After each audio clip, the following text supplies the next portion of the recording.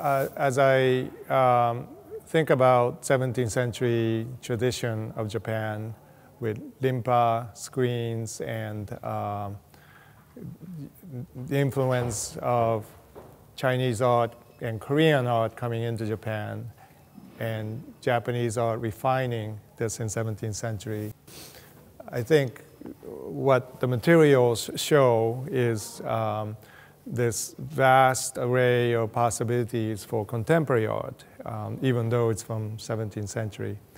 And the reason that is the case is modern industrial revolution has created materials, wonderful materials, some of that I use, but cannot surpass the beauty of gold, for example, hammered by hand by the Japanese, the thinnest, microscopic, the thin, transparent, which you can overlay. And this is very hard to do with European gold because European gold is thicker.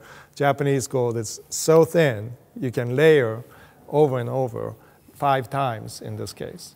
So there's a layer of pure gold which has a little silver in it, but it will continue to be more transparent as it ages.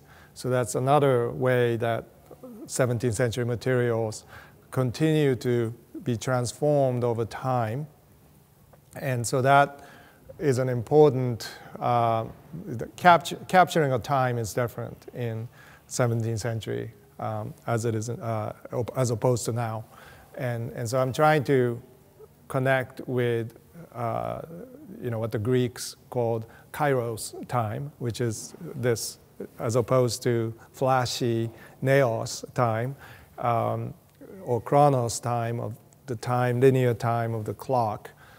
Kairos time is capturing the eternity in a moment. And I believe that's what traditional materials can do. My next book is called Theology of Making.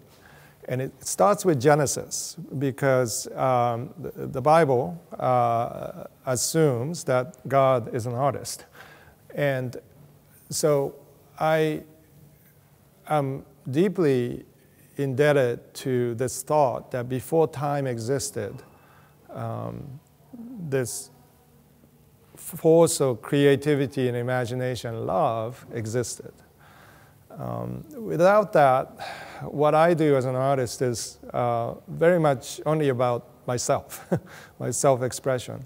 But with this understanding that the Bible provides, I am liberated to co-create into the future that God of the Genesis, in my case as a Christian, to Revelation, you have this enormous history, the greatest story of how we as human beings can journey into this new creation. And it begins with creation in Genesis. And so to me, since I worship Yeshua, the Jewish Messiah, the most important thing is to understand Israel, to understand this land, the materiality, how incarnation happened here. And so it is a profound experience for me to walk here, to exhibit here, to be able to honor the past, including the Jewish traditions and history, and these abstract expressionists in New York. Many of them are immigrant Jews who came into New York, like Mark Rothko, and understood the power, the mystery, the metaphysical mystery of that flows out of the Hebraic tradition in modern times. So I am also carrying that into today's context.